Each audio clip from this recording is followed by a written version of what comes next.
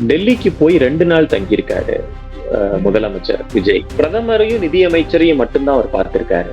ஜனாதிபதி, துணை ஜனாதிபதியை அவங்க பார்க்கல. காங்கிரஸ் தலைவர்களை பார்க்காதது ஒரு நார்மலான ஒரு நடைமுறை மாதிரி எனக்கு தெரியல.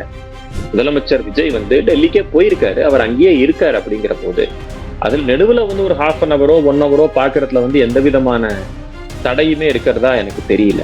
இதுல இந்த எழுப்பப்பட்ட கோரிக்கைகள் கூட பாத்தீங்கன்னா அதுல ரொம்ப ஒரு ஆழமான விஷயங்கள்லாம் இருக்கிறதா தெரியல. ஒரு மேகதாதுவை பத்தி சொல்றாங்க, ரொம்ப மேம்போக்காக இருக்கிறது. இல்ல சித்தராமையா உண்மையாக விலகுகிறாரா அப்படின்னு கேட்டீங்கன்னா நான் இல்லைன்னு சொல்றேன். அவர் ஒவ்வொரு ஸ்டேட்லயும் there are dual power centers or multiple power centers. காங்கிரஸை பொறுத்த வரைக்கும் எம்எல்ஏக்கள் நடுவுல பாத்தீங்கன்னா சித்தராமையாக்கு தான் இன்னைக்கும் ஆதரவு இருக்கு. டி.கே. சிவகுமார் ஒரு ஃபண்ட் ரைசர். ஹை கமாண்ட் நினைச்சா கூட ஒரு பண்ண முடியாத ஒரு தேர்வாக சித்தராமையா இருந்திருக்கிறார்.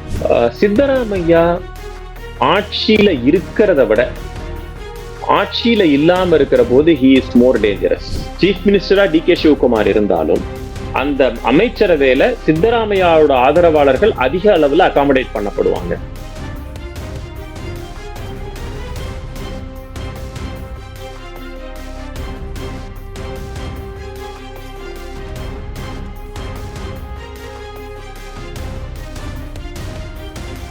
வணக்கம் தென்னவன் மீடியா நண்பர்களே. நம்முடன் இன்று மீண்டும் இணைந்திருப்பவர் திரு ஸ்ரீகுமார் கண்ணன் அவர்களை வரவேற்போம். கர்நாடகா மற்றும் தமிழக விஷயங்களை அவரிடமிருந்து கேட்டு தெரிந்து கொள்வோம். வணக்கம் சார். வணக்கம். ஃபர்ஸ்ட் டைம் முதலமைச்சர் விஜய் அவர் போன வாரம் இந்த 2 நாள் முன்னாடி டெல்லி சென்று பிரதம மந்திரி மோடியை சந்திச்சிருக்காரு. 10 நிமிஷம் தான் அந்த சந்திப்பு நடந்திருக்கு. ஸோ அந்த சந்திப்பை எப்படி பாக்குறீங்க? இல்ல இது ஒரு ரொம்ப ஷார்ட் டியூரேஷன் சந்திப்பா நான் பாக்குறேன். ரெண்டாவது ஒரு விஷயம் என்னன்னா இது ஒரு சம்பிரதாயம். ஒரு முதலமைச்சர் புதிதாக வந்தார்னா பிரதமர், அதுக்கு மேல துணை ஜனாதிபதி, ஜனாதிபதி இவங்க எல்லாரையும் பாக்குறது ஒரு மரபு, ஒரு சம்பிரதாயம். ஆனா இந்த தடவை நான் 2-3 விஷயங்களை நான் பாக்குறேன். டெல்லிக்கு போய் 2 நாள் தங்கியிருக்காரு முதலமைச்சர் விஜய். பிரதமரையும் நிதியமைச்சரையும் மட்டும்தான் அவர் பார்த்திருக்காரு. ஜனாதிபதி, துணை ஜனாதிபதியை அவங்க பார்க்கல. இத்தனைக்கு துணை ஜனாதிபதியும் தமிழகத்தை சேர்ந்தவர், அவரை பார்க்கல. ஆமா, அதுவும் மரபுல இருக்கு. ஏன்னா அவங்க புதுசா சீஃப் மினிஸ்டரா இருக்கும்போது குறிப்பாக ஜனாதிபதியையும் பார்க்கணும். ஏன்னா நீங்க பார்க்கலாம், நிறைய பேர் போய் ஜனாதிபதியை, புது கவர்னரா தேர்ந்தெடுக்கப்பட்டவங்க ஜனாதிபதியை போய் பார்ப்பாங்க, புது முதலமைச்சரா தேர்ந்தெடுக்கப்பட்டவங்க ஜனாதிபதியை போய் பார்ப்பாங்க. ஏன்னா முதல் குடிமகன் ஜனாதிபதி. அண்ட் ஃபர்ஸ்ட் அதாவது அந்த பவர் சென்டர்லயே டாப் யாருன்னு கேட்டீங்கன்னா ஜனாதிபதி தான். ஜனாதிபதி தன்னுடைய அதிகாரத்தை பிரதமருக்கு வழங்குகிறார். ஸோ பிரதமர் எக்ஸிகியூட்டிவ் ஹெட்டா இருக்கார். ஸோ ஓவரால் பிரசிடென்ட் தான் டாப் ஹெட். அப்படிங்கிற போது ஒரு முதலமைச்சர் மரியாதை நிமித்தமா டெல்லிக்கு போறதுனால ஜனாதிபதியை சந்திப்பது ஒரு மரபு, ஒரு மரியாதை. அதை அவர் சந்திக்கல. டைம் கிடைச்சதா இல்லையான்னு எனக்கு தெரியல. ஸோ அது ஒரு இஷ்யூ இருக்கு. அண்ட் ஜனாதிபதி அந்த நேரத்துல இல்லைன்னு நினைக்கிறேன். I think madam president is in Gangtok, சிக்கிம்ல இருந்ததா ஒரு தகவல் இருக்கு. ஸோ அவங்களுக்கு அந்த டயத்துல தெரியல. துணை ஜனாதிபதியை பத்தி தகவல் இல்லை. பிரதமரை பார்த்திருக்காரு. ஹோம் மினிஸ்டரை பார்க்கறதா இருந்தது அமித்ஷாவை. அவர் குஜராத்துக்கு போயிட்டாரு. ஸோ அந்த ப்ரோக்ராமும் சக்சஸ்ஃபுல் ஆகல. நிதியமைச்சர் திருமதி நிர்மலா சீதாராமன் அவங்கள பார்த்திருக்காரு. ஸோ ஒரு ஷார்ட் டிஸ்கஷன், இது ஒரு ஷார்ட் டேர்ம் ஒரு இதுவா இருந்திருக்கு, ஒரு பிளானா இருந்திருக்கு, விசிட்டா இருந்திருக்கு. அண்ட் இதுல ஒரு ஒரு ஜெஸ்டர்ஸ் எக்ஸ்சேஞ்ச், அது மாதிரி ஒரு பரஸ்பரம் ஒரு மரியாதை பரிமாறிக்கொள்வதை தவிர வேற என்ன பேசப்பட்டதுங்கிறது வெளியில தெரியல. ஜென்ரலா என்ன பண்ணுவாங்கன்னா, ஒரு சீஃப் மினிஸ்டரா இருக்கிறவங்க டெல்லிக்கு போற போது அந்த தமிழ்நாடு பவன் அப்படின்னு இருப்பாங்க. தமிழ்நாடு பவன்ல செய்தியாளர்களை சந்திப்பாங்க. ஸோ அவங்க நான் எப்போதுமே பிரைம் மினிஸ்டரை பார்த்துட்டு நான் என்னென்னலாம் சொன்னேன், அவருக்கு ரியாக்ஷன் என்ன, அவர் என்ன கேட்டுக்கிட்டாரா, என்ன அவர் என்ன அஷூரன்ஸ் கொடுத்திருக்காரு, நாங்க நம்பிக்கையோட இருக்கோம் அப்படின்னு ஒரு சம்பிரதாயமான ஒரு பிரஸ் மீட் அப்படிங்கிறது ஒண்ணு இருக்கும். அதுவும் இல்லை. சரி, பிரஸ் மீட் இல்ல, ஒரு பிரஸ் நோட்டாவது கொடுக்கலாம். அதாவது நாங்க இந்த கோரிக்கைகளை எழுப்பினோம், பிரதமர் அதை கவனமாக கேட்டால் அது நல்லபடியா செஞ்சு தரேன் அப்படின்னு சொன்னாரு. அந்த மாதிரி இருக்கும். என்ன கோரிக்கை எழுப்பப்பட்டதுங்கிறது மட்டும்தான் இருக்கு. பிரதமரை பார்க்கிற விஷயத்தை பொறுத்த வரைக்கும். அண்ட் இது வந்து ரொம்ப 2 நாள் அவர் இருந்ததுக்கு அந்த 2 பேரை மட்டும் பார்த்தது, பிரதமரையும் நிதியமைச்சரையும் மட்டும் பார்த்துட்டு வந்தது பார்க்க போனா அந்த விசிட் அவர் ரொம்ப ஃபுல்லா பயன்படுத்திக்கலையோ அப்படின்னு தான் நான் பாக்குறேன். ஒரு மரியாதைக்காக போகிற ஒரு சம்பிரதாயமான சந்திப்பு, அதுல வந்து நிறைய அரசியல் செய்வதற்கு வாய்ப்பு உள்ளது. You have much time. ஏன்னா உங்களுக்குன்னு ஒரு டைம் கொடுத்துருக்காங்கிற போது நீங்க என்ன வேணாலும் அரசியல் ரீதியா அதை பயன்படுத்தி கொள்ளலாம். சோ அந்த ஒரு வாய்ப்பை தமிழக முதலமைச்சர் மிஸ் பண்ணிட்டாரோ அப்படின்னு நான் பாக்குறேன். சோ அவர் வந்து காங்கிரஸ் தலைவர்களை சந்திக்கிறதா இருந்தது, சோனியா காந்தியும் ராகுல் காந்தியும். சோ அந்த சந்திப்பும் நடக்கல அப்படின்னு நமக்கு தெரியுது. அத பத்தி என்ன நினைக்கிறீங்க? ஏன்னா காங்கிரஸோட கூட்டணியில இருக்காரு தமிழ்நாட்டுல. ஆமா, நான் அது வந்து ரொம்ப அதுவும் வந்து ஒரு ஆர்வமாக எதிர்பார்க்கப்பட்ட ஒரு சந்திப்பு. ஏன்னா அவர் கூட்டணியில இருக்காரு. 2வது ராகுல் காந்திக்கு மிகவும் நெருக்கமானவராக இருக்கிறார் தமிழக முதலமைச்சர். அவருடைய பதவியேற்புக்கு ராகுல் காந்தியே வந்திருந்தாரு. சோ இவ்வளத்தையும் வச்சு பாக்குற போது ஒரு டெல்லிக்கு போற போது அஸ் அ சீஃப் மினிஸ்டர் போய் பார்த்திருப்பாருன்னு தான் எல்லாரும் நினைச்சாங்க. சில வாரங்களுக்கு முன்னாடி சில செய்திகள் என்ன சொன்னாங்க, அவங்களோட லஞ்ச் பிளான் ஆயிருக்கு அப்படின்னு கூட சொன்னாங்க. அப்படிப்பட்ட நிலையில எப்படி அது மிஸ் ஆச்சுன்னு தெரியல. சில பேர் சொல்றாங்க அது வந்து இந்த கர்நாடகா பவர் சேஞ்சினால வந்து பார்க்க முடியல அப்படின்னு சொல்றாங்க. பட் அது கொஞ்சம் ஏற்கக்கூடிய ஒரு விஷயமா எனக்கு தெரியல. ஏன்னா கர்நாடகால எல்லாம் ஸ்மூத்தா நடந்து முடிஞ்சு போச்சு. ரொம்ப ஒரு பிரச்சனைக்குரிய ஒரு விஷயமாக இல்லை. ஏன்னா சித்தராமையாவை கூப்பிட்டு சொன்னாங்க, அவர் ஒரு ஜாயிண்ட் பிரஸ் கான்ஃபரன்ஸ் வச்சாரு, முடிஞ்சிருச்சு அப்படிங்கிற போது. அண்ட் இவர் டெல்லிக்கே போயிருக்காரு. முதலமைச்சர் விஜய் வந்து டெல்லிக்கே போயிருக்காரு, அவர் அங்கேயே இருக்காரு அப்படிங்கிற போது அதுல நெடுவுல வந்து ஒரு 1/2 hour 1 hour பாக்குறதுல வந்து எந்த விதமான தடையுமே இருக்கிறதா எனக்கு தெரியல. அவர் ஏன் அவாய்ட் பண்ணாரு அப்படிங்கிறதுக்கும் சரியான ஒரு காரணம் புரியல. அண்ட் இன்னொன்னு, அவருடைய விசிட்டை வந்து இன்னொரு நாள் எக்ஸ்டெண்ட் கூட பண்ணி பார்த்துருக்கலாம். நாட் தட் வந்து 2 days நான் போனேன் 2 days நான் வந்துருவேன் அப்படிங்கிற மாதிரியும் இல்லாம அவர் எக்ஸ்டெண்ட் கூட பண்ணி பார்த்துருக்கலாம். அதையும் அவர் பண்ணல. சோ இதுதான் வந்து ஒரு நெருடலான விஷயமாக இருக்கிறது. என்னை பொறுத்த வரைக்கும் things has to be very ஸ்மூத்தா இருக்கிற விஷயத்த ஒரு வித்தியாசமா அவங்க சொல்ல வராங்களோ அப்படின்னு நான் பாக்குறேன். காங்கிரஸ் தலைவர்களை பார்க்காதது வந்து ஒரு ஒரு நார்மலான ஒரு நடைமுறை மாதிரி எனக்கு தெரியல. இல்ல என்ன விஷயம் வந்து வெளியில வந்து சொல்லப்படுறதுன்னா, ஒரு பிரதம மந்திரி மோடியை சந்திக்கிற போது தமிழகத்துக்கான நிதியை வந்து அவங்க வந்து சரியான அளவில் பெறத்துக்கும், மத்திய அரசோட ஆதரவு தமிழ்நாட்டை கவர்ன் பண்ணதுக்கு இருக்கிறதுக்கும் ஒரு இண்டிகேஷனா ஏதோ ஒரு இண்டிகேஷன் அவருக்கு வந்திருக்கணும். காங்கிரஸோட உறவை வந்து ரொம்ப அதிகமா எடுத்துட்டு போக வேண்டாம் அப்படின்ட்டு. அதனாலதான் அவர் வந்து ராகுல் காந்தியும் சோனியா காந்தியும் சந்திக்காம வந்துட்டதா சொல்றாங்க. அதை பத்தி உங்க ஒப்பீனியன் என்ன? இல்ல அந்த மாதிரி வெளிப்படையா ஏதாவது பேசப்பட்டிருக்குமான்னா எனக்கு டவுட். ஏன்னா ஒரு முதலமைச்சர் முதல்ல வரும்போது அவரை கூப்பிட்டு நீங்க போய் 2 பேரையும் பார்க்காதீங்க அப்படின்னு ஒரு பிரதமர் போய் சொல்ல மாட்டார். எல்லாத்துக்கும் ஒரு புரோட்டோகால் இருக்கு. நீங்க நார்மலாக வரக்கூடிய ஒரு பொலிட்டீஷியன் கிடையாது. அவர் தமிழக முதலமைச்சராக அங்க வரார். அங்க அவர் வந்து பிரதமராக உட்கார்ந்திருக்காரு. அப்படிங்கிற போது இட் இஸ் ஒரு எஸ்டாப்ளிஷ்டு புரோட்டோகால். ஒரு சம்பிரதாயமான ஒரு சந்திப்பாக இருந்தாலும் அது ஒரு ஒரு புரோட்டோகாலுக்கு உட்பட்டதாக இருக்கிறது. சோ அதனால நான் என்ன பாக்குறேன்னா, அந்த மாதிரி ஒரு வெளிப்படையா நீங்க போய் காங்கிரஸ் லீடர்ஸை போய் பார்க்காதீங்க அப்படிங்கிற மாதிரிலாம் சொல்லியிருக்க மாட்டாங்க. சோ இதுல வந்து இந்த எழுப்பப்பட்ட கோரிக்கைகள் கூட பாத்தீங்கன்னா அதுல ரொம்ப ஒரு ஆழமான விஷயங்கள்லாம் இருக்கிறதா தெரியல. ஒரு மேகதாதுவை பத்தி சொல்றாங்க. சோ இட் வாஸ் நாட் ரொம்ப மேம்போக்காக இருக்கிறது. ஒரு ஒரு ஒரு பிரசிடென்ட், ஒரு பிரைம் மினிஸ்டர் கிட்ட வந்து ஒரு கோரிக்கையோட நீங்க போறீங்க அப்படின்னா அதுல நிறைய அம்சங்கள் இருக்கும் அந்த கோரிக்கைகள்ல. சோ அது வந்து ஒரு பாலிசி சார்ந்த விஷயமாக இருக்கலாம், அல்லது நிதி ஆதாரம் சம்பந்தப்பட்ட விஷயமாக இருக்கலாம், குறிப்பாக விவசாயம் சம்பந்தப்பட்ட விஷயங்களா இருக்கலாம், கல்வி சம்பந்தப்பட்ட விஷயங்களா இருக்கலாம். அதுல வந்து ரொம்ப டெப்தா என்ன தேவை, என்ன கேட்டு பெறணும் அப்படிங்கிற லெவலுக்கு ஒரு அந்த அந்த அந்த மெமோரண்டம்னு சொல்லுவோம் இல்லையா, அதுல வந்து ஒரு சத்து இருக்கணும். எனக்கு தெரிஞ்ச அந்த மாதிரி இருக்கிறதா தெரியல. அண்ட் பிரைம் மினிஸ்டரும் ஓப்பனா நீங்க வந்து காங்கிரஸ் பிரசிடென்ட்டை போய் பார்க்காதீங்க அப்படின்லாம் சொல்லியிருக்க மாட்டார். காங்கிரஸ் லீடர்ஸை போய் பார்க்காதீங்கன்னு சொல்லியிருக்க மாட்டார். So I don't think it will happen in that way.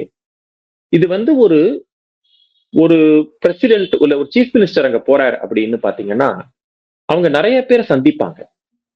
அங்க வந்து தமிழக ஐஏஎஸ் ஆபீசர்ஸ் அவங்க நிறைய பேர் டெல்லியில டெபுடேஷன்ல இருப்பாங்க, அவங்கள சந்திப்பாங்க. அப்புறம் வந்து நிதி ஆயோக் அவங்களுடைய வைஸ் பிரசிடென்டா இப்போ ஒருத்தர் வந்திருக்காரு, துணைத் தலைவராக வந்திருக்கிறார். அசோக் லஹிரின்னு பேரு, பெங்காலை சேர்ந்தவர். அவரை சந்திக்கலாம். ஏன்னா நிதி ஆயோக்ல தமிழ்நாடும் ஒரு பார்ட்னர், எல்லா ஸ்டேட்டும் ஒரு பார்ட்னர்ஸா இருக்காங்க. பிளானிங் கமிஷன் அதை அப்படியே ரீப்ளேஸ் பண்ணிச்சு. ஸோ அதுல வந்து அவங்களோட பங்களிப்பு என்ன அப்படிங்கிறத இது பண்ணலாம். நிறைய பிசினஸ் லீடர்ஸை பார்க்கறது ஒரு வாய்ப்பு. நிறைய chairmans of so many industries. ஏன்னா தமிழ்நாட்டுக்கு வந்து இன்வெஸ்ட்மெண்ட்ஸ் நிறைய வரணும் அப்படிங்கிறதுனால அது ஒரு வாய்ப்பு. ஸோ இந்த மாதிரிலாம் நிறைய இருக்கு. அண்ட் டெல்லியில இருக்கிற ஜவஹர்லால் நேரு யூனிவர்சிட்டியில வந்து திருவள்ளுவர் சிலையை திறந்து வைக்கிறதா ஒரு பாயிண்ட் இருந்தது, அதுவும் நடக்கலன்னு பாக்குறோம். ஸோ இது மாதிரி நிறைய ப்ரோக்ராம்ஸ் வந்து ஒரு 2 நாள் தங்கும் போது it should be a packed schedule. But அதை வந்து அதனாலதான் நான் சொல்றேன், அந்த வாய்ப்பை அவர் வந்து முழுமையாக பயன்படுத்திக்கலையோ அப்படிங்கிற எண்ணம் எனக்கு இருக்கு. ஸோ இந்த விஜயோட டெல்லி விசிட் வந்து ஒரு விதத்துல தோல்வி அப்படின்னு உங்களுடைய எக்ஸ்பிளனேஷன்ல இருந்து நான் புரிஞ்சுக்கிறேன். ஸோ அவர் ஜூன்ல வந்து திருப்பி விசிட் பண்ண போறாரு. ஒருவேளை அப்போ வந்து இன்னும் கொஞ்சம் அவர் ப்ரிப்பேர்டா போகலாம். ஏன்னா இந்த தடவை அவருக்கு வந்து சரியான தயாரிப்பு இல்லையோ, ஏன்னா அவங்களுக்கு வந்து இன்னும் ஒரு சரியான அரசியல் முதிர்ச்சி இல்லை அந்த கட்சியிலேயே. ஸோ அது ஒரு காரணமா இருக்கலாமா? இல்ல, அந்த அளவுக்கு நான் ரொம்ப ஹார்ஷா சொல்ல விரும்பல. பிகாஸ் அவர் இப்பதான் முதல்ல பதவி ஏத்துக்கிட்டு இருக்காரு. We should give him some time. But மாசம் போறதும் ஒரு நல்ல ஒரு அறிகுறி கிடையாது என்னை பொறுத்த வரைக்கும். இந்த ஜூன்ல வந்து அவர் முதலமைச்சர் போறதா நேத்து ஒரு பிரஸ் ரிப்போர்ட், பிரஸ் நியூஸ் வந்திருக்கு. பட் எனக்கு அதை பத்தி ஒரு ஐடியா இல்ல, ஜூன்ல போவாரான்னு தெரியல. அப்படி ஜூன்ல போனா கூட அது வந்து ஒரு நல்ல ஒரு பிராக்டிஸ் கிடையாது. ஒரு சீஃப் மினிஸ்டர் மாசம் டெல்லிக்கு போறத வந்து ஒரு that will not be a healthy sign. ஒரு தடவை போற போது ஒரு இம்பாக்ட் கிரியேட் பண்ணணும். சரி, முதல் தடவை பண்ணல அப்படின்னா ஒரு 2-3 months கழிச்சு, ஒரு 4 months கழிச்சு போனா கூட தப்பா தெரியாது. அந்த மாதிரி சில வாய்ப்புகள் வரும். இல்லைன்னா எப்படியும் பிரதமர் வந்து தமிழ்நாட்டுக்கு வர வாய்ப்புகள் இருக்கிறது, சில டெவலப்மெண்ட் ப்ரோக்ராம்ஸ் இருக்கும். அப்படிங்கிற போது அவரோட டெலிகேஷன்ஸ் வரும். அங்க வந்து இங்க தமிழ்நாட்டுல அவரை ஹோஸ்ட் பண்ணும்போது அவரை பார்க்கிற வாய்ப்பு இருக்கு. நிறைய விஷயங்கள் இருக்கு. சோ நான் என்ன சொல்லுவேன்னா, இப்ப 2வது தடவை ஜூன்ல அவர் போறாரு அப்படின்னா அப்ப மேல போனது ஃபெயிலியர்னு அவரே சொன்ன மாதிரி ஆயிடும். So for his own good முதலமைச்சர் வந்து அதை ரீகன்சிடர் பண்ணி அதுக்கு தகுந்த மாதிரி ப்ரோக்ராம் போட்டா நல்லா இருக்கும். ஏன்னா இப்ப மேல போனாங்க, இந்த மந்த்ல போனாங்க அப்படிங்கிற போது அடுத்தது ஜூன்லயே அடுத்தது போறாங்கன்னா மேல் விசிட் சக்சஸ்ஃபுல்லா இல்லையோ அப்படிங்கிற எண்ணம் எல்லாருக்கும் பரவலாக ஏற்படும்.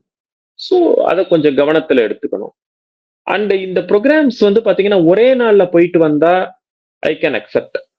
ஒரு நாள்ல தான் போறாரு, அதனால ரொம்ப கஷ்டமாயிடுச்சு அப்படின்னு. அவர் 2 நாள் தங்கி இருந்தார், அது ஒரு பாயிண்ட்.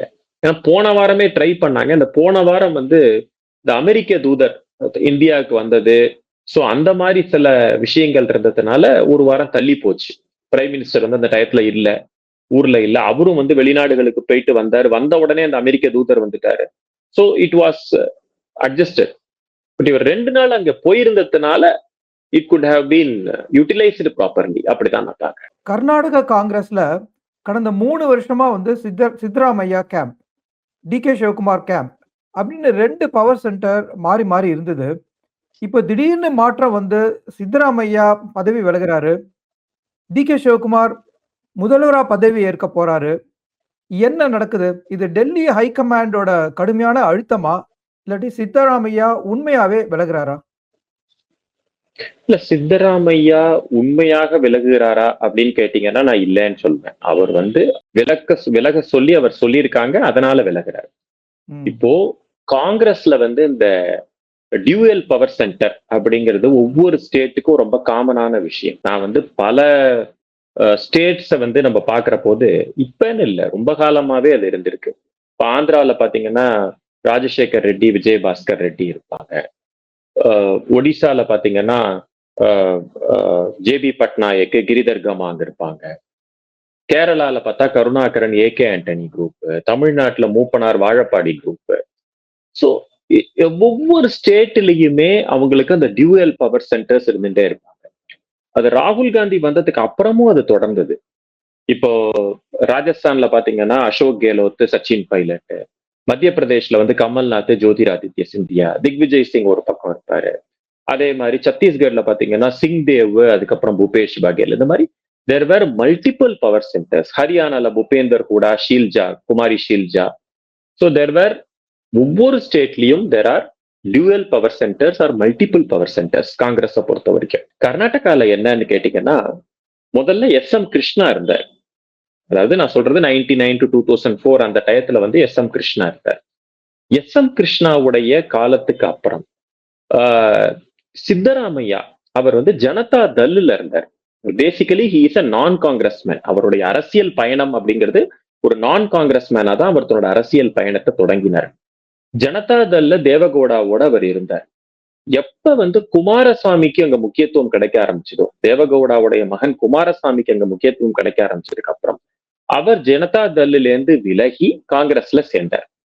சேர்ந்ததுக்கு அப்புறம் அவர் வந்து 2013 வந்து அவர் சீஃப் மினிஸ்டர் ஆறாரு. ஸோ இந்த 2013 to 2018 அந்த டயத்துல ஒரு ஃபுல் 5 இயர்ஸை கம்ப்ளீட் பண்றாரு. ரொம்ப வருஷங்கள் ஒரு பொலிட்டிக்கல் இன்ஸ்டபிலிட்டி இருக்கிற ஒரு மாநிலம் கர்நாடகால ஒரு ஸ்திரமான அரசு கொடுத்த ஒரு ஒரு பெருமை அப்படின்னு சொல்லலாம். அது வந்து சித்தராமையாவை சாரும். அவர் வந்து ஒரு மிகப்பெரிய ஷூடு பொலிட்டீஷியன். அவர் ஒரு ரொம்ப கை தேர்ந்த அரசியல்வாதி. நிர்வாகம்னு பாத்தீங்கன்னா அது அந்த அளவுக்கு சொல்ல மாட்டேன் நான். ஒரு சிறந்த நிர்வாகியா, அரசியல் நிர்வாகியா, கவர்னன்ஸ் நிர்வாகியான்னு பாத்தீங்கன்னா கிடையாது. பட் ஒரு சிறந்த அரசியல்வாதி, ஒரு வியூக வகுப்பாளர்னு சொல்லலாம். அல்லது வந்து அவரை மாதிரி ஒரு கவர்மெண்ட்டை வந்து ஒரு is a very popular chief minister among the political circle, but administratively he is a very weak person. So அப்படிப்பட்டவர் வந்து 2023 அந்த டயத்துல எலெக்ஷன் நடக்கிற போது காங்கிரஸ் வந்து ஒரு நல்ல வெற்றி பெற்றது. நல்ல ஒரு அறுதி பெரும்பான்மையோட நல்ல சிறந்த வெற்றி பெற்றது காங்கிரஸ்.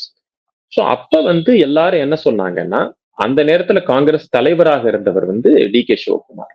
சோ இந்த வெற்றி டி.கே. சிவகுமாரை சேரும், அவர் தான் சீஃப் மினிஸ்டர் ஆக போறாரு அப்படின்னு எல்லாம் எதிர்பார்த்துக்கிட்டு இருந்த நேரத்துல எம்எல்ஏக்கள் ஆதரவு அதிகமாக சித்தராமையாக்கு இருந்ததுனால சித்தராமையா சீஃப் மினிஸ்டராக தேர்ந்தெடுக்கப்பட்டார். அப்ப ஒரு காம்ப்ரமைஸ் ஃபார்முலா என்னன்னு கேட்டீங்கன்னா, 2.5 வருஷம் சித்தராமையா, 2.5 வருஷம் டி.கே. சிவகுமார் அப்படின்னு தான் பிளான். அதாவது ஒரு எழுதப்படாத ஒப்பந்தம் அப்ப இருந்தது. அது 2.5 வருஷம் நெருங்குற போதே எப்ப ஆட்சி மாற்றம்னு அப்படின்னு பேச ஆரம்பிச்சாங்க. பட் சித்தராமையா என்ன பண்ணாருன்னா, இப்போதைக்கு ஆட்சி மாற்றம் இல்லைன்னு சொல்லி கிட்டத்தட்ட 5 வருஷமும் அவர் தான் சீஃப் மினிஸ்டர் மாதிரியே பேசிட்டு இருந்தாங்க. கடைசியில ஒரு 3 வருஷம் முடிஞ்சதுக்கு அப்புறம் திரும்ப அந்த பேச்சுக்கள் எழும்பியது. இப்ப டி.கே. சிவகுமார் முதலமைச்சராக தேர்ந்தெடுக்கப்பட்டு சித்தராமையா பதவி விலகிறார். நீங்க அவரை விட்டீங்கன்னா அவர் இன்னும் ஃபுல் டேர்ம் கம்ப்ளீட் பண்ணத்தான் விரும்புவாரு. சோ நீங்க கேட்ட கேள்வி வெதர் அவராக விலகுகிறாரா இல்ல விலக்க சொல்லப்படுகிறாரா அப்படின்னு பாத்தீங்கன்னா, விலக்க சொல்லப்பட்டுத்தான் அவர் விலகுகிறார். அவராக மனமுகர்ந்து பதவி விலகவில்லை. சோ இந்த சேஞ்ச் ஆனா காங்கிரஸ் ஏன் இவ்வளவு நாள் தள்ளி போட்டது? சோ உண்மையிலேயே கர்நாடக காங்கிரஸை கண்ட்ரோல் பண்ணது சித்தராமையாவா இல்லாட்டி டி.கே. சிவகுமாரா? இல்ல, இது வந்து எம்எல்ஏக்கள் நடுவுல பாத்தீங்கன்னா சித்தராமையாக்கு தான் இன்னைக்கும் ஆதரவு இருக்கு. டி.கே. சிவகுமார் ஒரு ஃபண்ட் ரைசர், ஒரு கட்சிக்கு ஒரு நிதி ஏற்பாடு செய்வதை வந்து டி.கே. சிவகுமார் பண்ணுவாரே தவிர அவர் வந்து ஒரு கிராஸ் ரூட் ஒர்க்கரான்னு கேட்டா கிடையாது. சித்தராமையா வேற கிராஸ் ரூட் ஒர்க்கர், தர டிக்கெட் மாதிரின்னு சொல்லுவாங்க இல்லையா, அந்த மாதிரி கீழ் லெவல்ல இருந்து வந்தவர் அவர் சித்தராமையா. ஜனதா தள்ளுல இருந்திருக்காரு, பல விதமான அமைச்சகங்கள்ல இருந்திருக்கிறாரு. சோ வந்து பார்ட்டி பாலிடிக்ஸ், கவர்னன்ஸ் பாலிடிக்ஸ் எல்லாத்தையும் மேட்ச் பண்ணியிருக்காரு. அண்ட் 5 இயர்ஸ் கம்ப்ளீட்டா சீஃப் மினிஸ்டரா இருந்திருக்கிறாரு.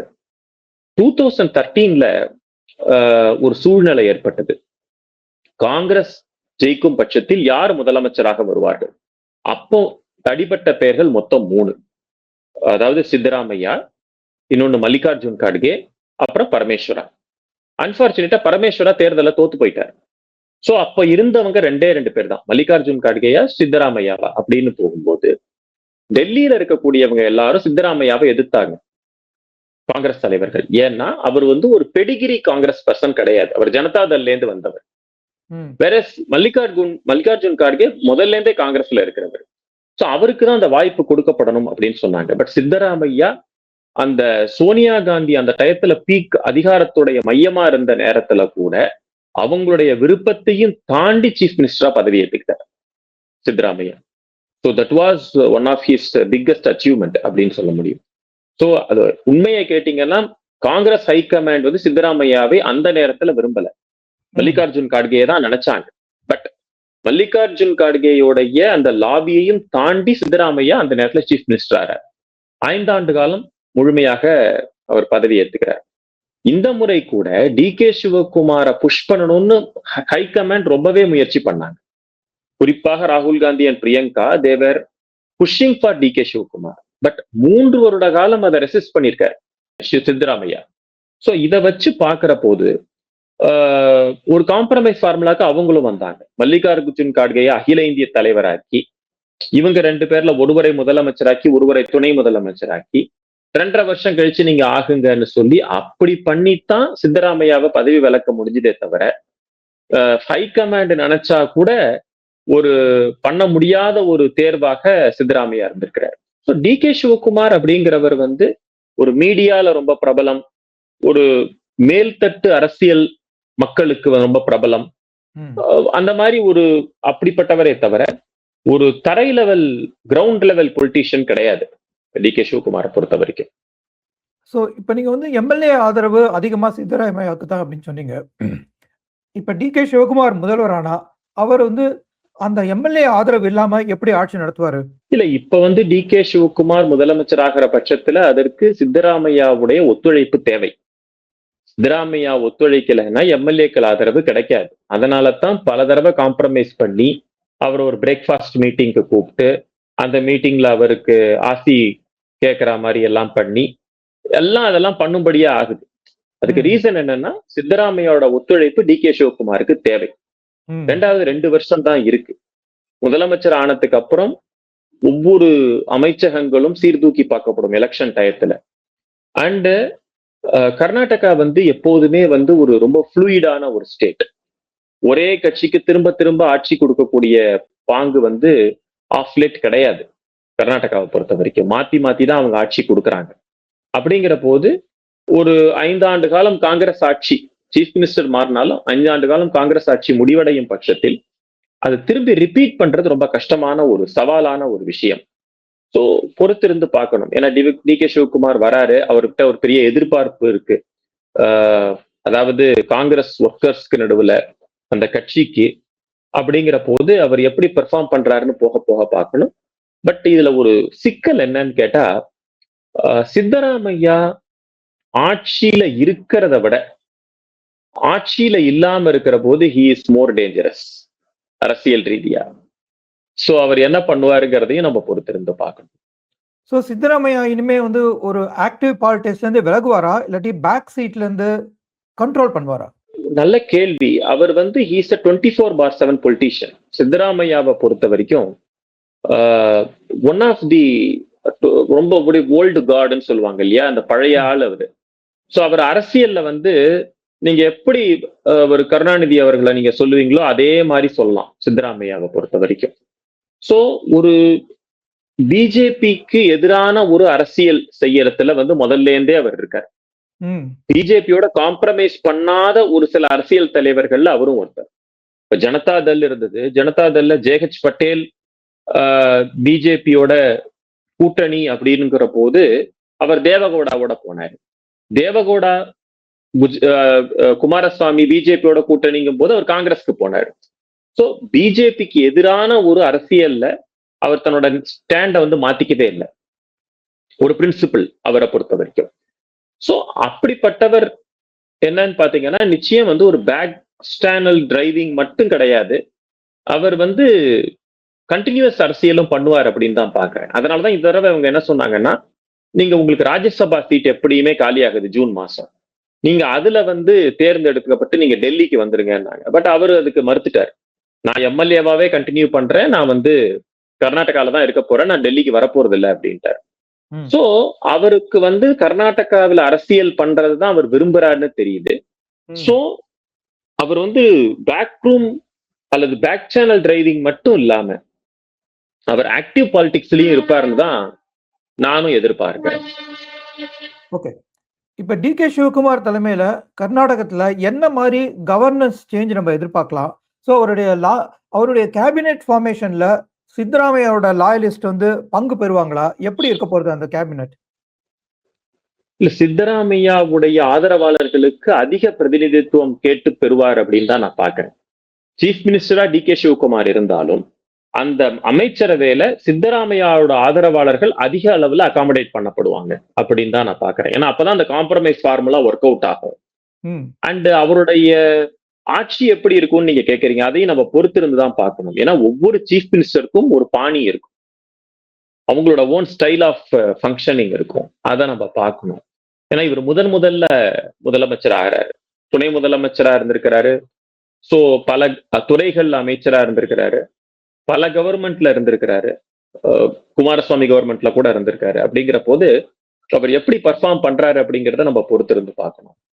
ஏன்னா இப்போ பெரிய பிரச்சனைகள் அப்படின்னு பாத்தீங்கன்னா, இங்க வந்து முனிசிபல் எலெக்ஷன்ஸ் நடக்கல. சோ அந்த முனிசிபல் எலெக்ஷன்ஸ் நடத்தப்பட வேண்டும். பெங்களூர் மாதிரி இடங்களுக்கு கூட கார்பரேஷன் எலெக்ஷன்ஸ் எல்லாம் நடத்தப்படணும்.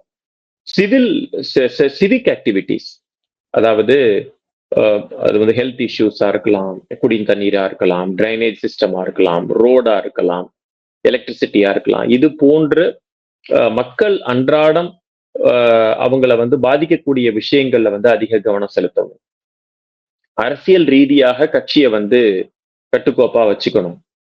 நிறைய கம்யூனிட்டிஸ் இருக்காங்க கர்நாடகால, வந்து நிறைய அதிகமான கம்யூனிட்டிஸ் இருக்காங்க. சித்தராமையா இருந்த போது ஒரு ஒரு லார்ஜர் ஓபிசி பாலிடிக்ஸ் அப்படின்னு சொல்லலாம், அதை வந்து அவர் பண்ணிக்கிட்டு இருந்தாரு. ஸோ அதனால அவரை பொறுத்த வரைக்கும் அவரோட அரசியல் ரொம்ப ஈஸியா இருந்தது. ஒரு டாமினன்ட் கம்யூனிட்டியை சேர்ந்தவர் கிடையாது சித்தராமையா. ஸோ அதனால அவருடைய பாலிடிக்ஸ் வாஸ் டிஃபரெண்ட். வேற டி.கே. சிவகுமார் வந்தாருன்னா அது எப்படி அந்த அரசியலை வந்து அவர் மேனேஜ் பண்ணுவாரு அப்படிங்கிறது ஒண்ணு இருக்கு. எலெக்ஷன் 2 இயர்ஸ்ல நடக்க போகுது, அது எப்படி சமாளிக்கிறதுன்னு ஒரு விஷயம் இருக்கு. வெயில், அந்த டிராட் விஷயங்கள், அந்த ப்ராப்ளத்தை வந்து எப்படி ஹேண்டில் பண்ண போறாருன்னு ஒண்ணு இருக்கு. மழை இல்லைன்னா அந்த வாட்டர் இஷ்யூஸ் எப்படி ஹேண்டில் பண்ண போறாரு, அக்ரிகல்ச்சரல் இஷ்யூஸ் எப்படி ஹேண்டில் பண்ண போறாருங்கிறதெல்லாம் இருக்கு. ஏன்னா கர்நாடகா அதிகமாக விவசாயத்தை பேஸ் பண்ண ஒரு மாநிலமாவும் இருக்கு. ஸோ இது மாதிரி பல சவால்கள் அவர்கிட்ட காத்துக்கிட்டு இருக்கு. அதை எப்படி அவர் பர்ஃபார்ம் பண்ண போறாருங்கிறது அவரோட ஸ்டைல் ஆஃப் ஃபங்க்ஷனிங்கை வச்சுதான் நம்ம ஒரு முடிவுக்கு வர முடியும். இப்போ கர்நாடகா காங்கிரஸ்ல மூடு எப்படி இருக்கு? அவங்க வந்து ஒரு செலிப்ரேஷனா இருக்காங்களா, இல்லாட்டி ரிலீஃபா இருக்காங்களா, எப்படி இருக்காங்க? இல்ல, இது வந்து ஒரு ஒரு 2 பேர் 2 விதமான அவங்களுக்கு ஒரு தாட் ப்ராசஸும் இருக்கு. ஏன்னா டி.கே. சிவகுமார் வேணும் அப்படின்னு ரொம்ப நாளா விரும்புறவங்களும் காங்கிரஸ்ல இருக்காங்க. அதே நேரத்துல சித்தராமையா போனதுனால வருத்தப்படக்கூடியவங்களும் காங்கிரஸ்ல இருக்காங்க. குறிப்பாக அந்த எம்எல்ஏக்கள், நிறைய எம்எல்ஏக்கள் எமோஷனாறத நம்ம பாக்குறோம். அதுலயும் சில மூத்த அரசியல்வாதிகள், காங்கிரஸ் அரசியல்வாதிகள் கூட சித்தராமையாவை ஒத்துக்கிட்டு இருக்கிற அரசியல்வாதிகளை நம்ம பாக்குறோம். அதுக்கு ரீசன் என்னன்னா, அவர் ரொம்ப நாளா இருக்காருங்கிறது ஒரு பக்கம். ரொம்ப ஓல்டு கார்ட்ஸா இருக்கிற காங்கிரஸ் பீப்புள் இன்னொரு ஒரு ஓல்டு கார்டை ஒத்துப்பாங்க. புதுசா ஜூனியரை வந்து லீடரா ஏத்துக்கிறது கொஞ்சம் அவங்க தயங்குவாங்க. சோ அந்த மாதிரி ஒரு சென்டிமெண்ட்ஸும் இருக்கு. ஜாதிய ரீதியான ஒரு ஒரு ப்ரோஸ் அண்ட் கான்ஸ் சொல்லுவோம் இல்லையா, அவருடைய ஜாதியில சேர்ந்தவங்க அதை விரும்புறாங்க, அவர் ஜாதி வேணான்னு நினைக்கிறவங்க சில பேர் அவங்க வந்து வருத்தப்படுறாங்க. சோ அந்த மாதிரி ஒரு மிக்சட் ஃபீலிங்ஸ் தான் இருக்கு அப்படின்னு தான் நான் பாக்குறேன். ஓகே, நன்றி. நேயர்களே, உங்க கருத்துக்களை நீங்க கமெண்ட் செக்ஷன்ல பதிவிடுங்க. அது மாதிரி நம்ம சேனலுக்கு சப்ஸ்கிரைப் செய்து மேலும் ஆதரவு தாருங்கன்ட்டு கேட்டுக்கிறேன். மீண்டும் ஒரு முறை திரு ஸ்ரீகுமார் அவரை சந்திப்போம். அதுவரை நன்றி, வணக்கம். வணக்கம் சார். வணக்கம். ஜெய் ஹிந்த். ஜெய் ஹிந்த்.